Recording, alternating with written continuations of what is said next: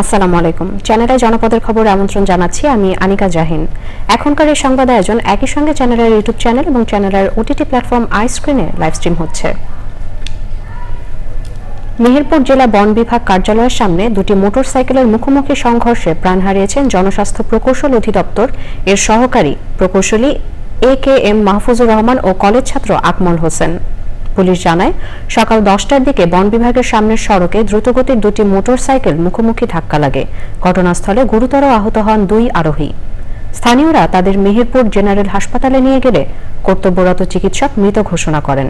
প্রত্যক্ষদর্শীরা জানান, দুই বাইকারের মধ্যে কেউই গতি নিয়ন্ত্রণে রাখতে পারেননি।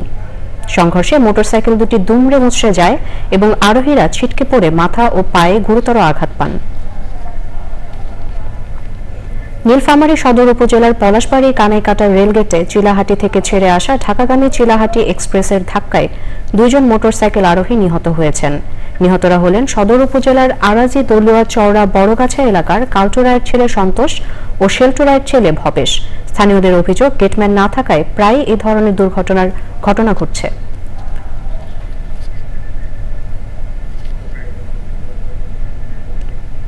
টাঙ্গাইলে যমুনা সেতু মহাসড়কে পাম অয়েল ট্রাকে ডাকাতির ঘটনায় আন্তঃজেলা ডাকাত দলের 2 সদস্যকে গ্রেফতার করেছে পুলিশ। মঙ্গলবার রাতে নারায়ণগঞ্জ এবং ঢাকার ড্যামরা সারুলিয়া থেকে তাদের গ্রেফতার করা হয়। এ সময় তাদের কাছ থেকে 75 ড্রাম পাম অয়েল ও ট্রাক উদ্ধার করা হয়। বুধবার দুপুরে টাঙ্গাইলের পুলিশ সুপার মিজানুর রহমান নিজ কার্যালয়ে প্রেস ব্রিফিংয়ে এ তথ্য জানান। পুলিশ সুপার জানান, 21 জুন রাতে নারায়ণগঞ্জের মেঘনা ফ্রেশ অয়েল মিলসের একটি ট্রাক 75 ড্রাম ভর্তি পাম অয়েল তেল নিয়ে নাটোরের উদ্দেশ্যে রওনা হয়। ট্রাকটি রাত 1:30টার দিকে যমুনা সেতু মহাসড়কের টাঙ্গাইলের চর বাবলা এলাকায় পৌঁছালে পিকআপ দিয়ে গতিরোধ করে ডাকাত দলের সদস্যরা। পরে তারা ট্রাক সহ 75 ড্রাম তেল লুট করে নিয়ে যায়। ট্রাক সহ পাম অয়েল তেলের মূল্য 58,63,265 টাকা। এই ঘটনায় যমুনা সেতু পূর্ব থানায় মামলা দায়ের করা হয়। পটুয়াখালীতে শহরভিত্তিক জলবায়ু অভিযোজন পরিকল্পনা অবহিতকরণ কর্মশালা হয়েছে। এতে প্রধান অতিথি ছিলেন জেলা প্রশাসক আবু হাসনাত মোহাম্মদ আরিফিন।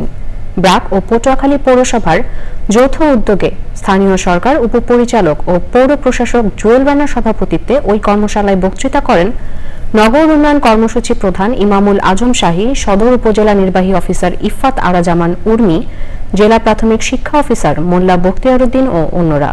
কর্মশালায় সংশ্লিষ্ট সরকারি বেসরকারি প্রতিষ্ঠান, কর্মকর্তা, সাংবাদিক ও সুফলভোগী 100 প্রতিনিধি অংশ নেন।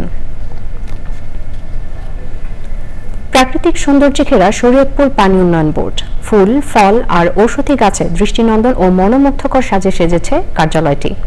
5 বছর ধরে কর্মকর্তা কর্মচারীদের অক্লান্ত পরিশ্রমে গড়ে উঠেছে সবুজ, ছায়া সুশীতল ও প্রাণবন্ত কর্মপরিবেশ। প্রাণ প্রকৃতি রক্ষায় এমন সবুজায়ন অনুকরণীয় বলছেন বিশিষ্টজনেরা। SM মুজিবুর রহমানের রিপোর্ট। 2020 সালে শরীয়তপুর পানি উন্নয়ন বোর্ড কার্যালয় আঙিনায় শুরু হয় সবুজায়ন। রোপণ করা হয় ফুল, ফল ও ঔষধি সহ নানান সৌন্দর্যবর্ধক গাছ।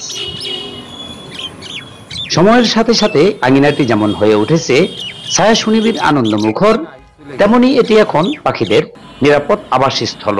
চারপাশে গাছপালা ও সবুজ প্রকৃতি দেখে আমার মন ভরে যায়। আমার খেলতেও ভালো লাগে। নির্মল কর্মপরিবেশ নিশ্চিতের পাশাপাশি জলবায়ুর বিরূপ প্রভাব মোকাবেলায় এমন উদ্যোগ। বিভিন্ন ধরনের পরিবেশ বান্ধব গাছ রোপণ করেছি। এতে আমাদের অফিস ক্যাম্পাসে যেরকম ছায়া সুশীতল পরিবেশ সুনিশ্চিত হয়েছে, তেমনি কর্মস্থলীও বৃদ্ধি পাচ্ছে। শুধু যে মাটিতে না, পাশাপাশি আমরা ছাদেও চেষ্টা করেছি। প্রচুর পরিমাণে পাখিও থাকে, এদেরও একটা আবাসস্থল, এদেরও খাবারের ব্যবস্থা। প্রাতিষ্ঠানিক ও ব্যক্তি পর্যায়ে সবুজায়নের এমন উদ্যোগ শুধু প্রশংসনীয়ই নয়, অনুকরণীয়।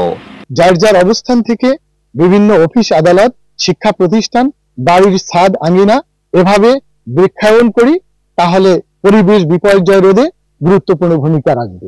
ঘনবসতিপূর্ণ এই বাংলাদেশে সরকারি বেসরকারি অফিস আদালতের ফাঁকা জায়গাসমূহে, পতিত জায়গাসমূহে এইভাবে বনায়ন করলে আগামী প্রজন্ম সুস্থ ও সুন্দরভাবে বসবাস করতে পারবে।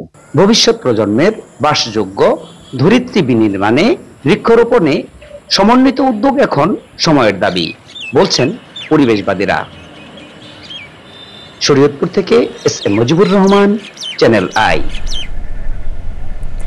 নওগাঁয় জেলা প্রশাসক গোল্ড কাপ ফুটবল টুর্নামেন্টের ফাইনাল খেলায় মান্দা একাদশ জয়লাভ করেছে। মঙ্গলবার বিকেলে জেলা স্টেডিয়াম মাঠে চূড়ান্ত খেলায় মুখোমুখি হয় নওগাঁ সদর ও মান্দা ফুটবল একাদশ।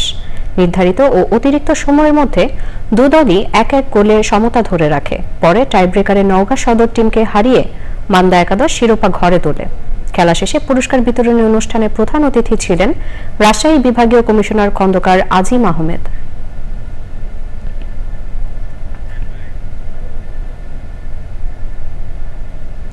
দর্শক, জনপদের খবর আজকের মতো এ পর্যন্তই। একটু পর কৃষি সংবাদ দেখার আমন্ত্রণ জানিয়ে শেষ করছি। ধন্যবাদ সবাইকে।